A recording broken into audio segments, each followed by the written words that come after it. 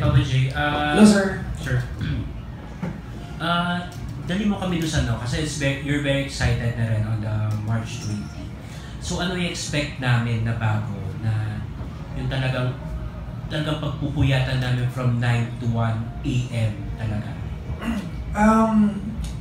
Well, kung ano pong minahal niyo sa programa ko dati, it's the same banana. I was reading a blog the other week. There was a part of the history of Coca-Cola. Binago nila yung lasa. And people went on protest. Kasi alam ng tao yung lasa ng Coke eh. So ang ginawa ng Coke, binalik sa dati. That we still love today.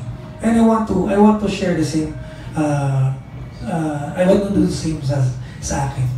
Yung pagkakaalis ko po sa dating kong stasyon, when I resigned December 22, yung pagkakawala ko sa dating kong stasyon, very abrupt.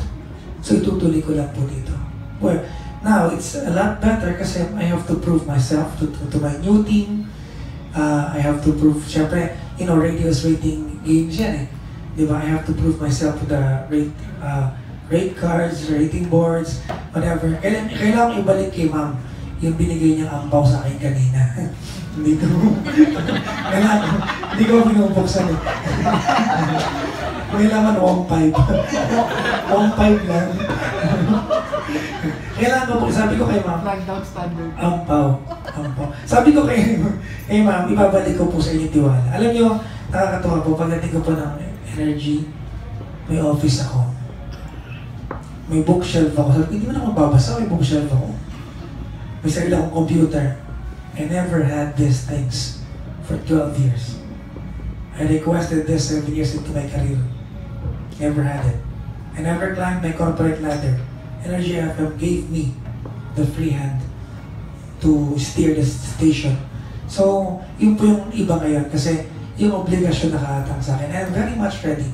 I think, long overdue na yung kagustuhan ko to lead a team. And Sir Jay, Mambeka, and the rest of the team gave me that atmosphere. And I'm very thankful.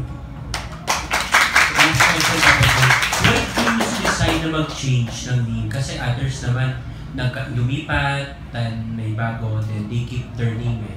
So, paano ka nag-decide na parang hindi ko ililet go ko na yun? I would have used the Papa Jack po kung if I'll be allowed. But it is licensed under Manila Broadcasting Company. So, nasa kanila po yung lisensya nun. So, kanila po, nilisensya po nila yan yung Papa Jack, Papa John. So, kinuha nila. So, it's intellectual property. So, wala na po akong, I have nothing against it, so. But I'm sure magiging sobrang sikat ang Papa J. Maraming salamat. Yung Papa J po nga pala, bigay po ng aking may manager po kasi ako, what I do outside radio, Nanay Gigi, bigay niya yan. Yung Papa J, siya yung nag-isip. Dapat nga, ang pangalang pinagpilihan ko dati,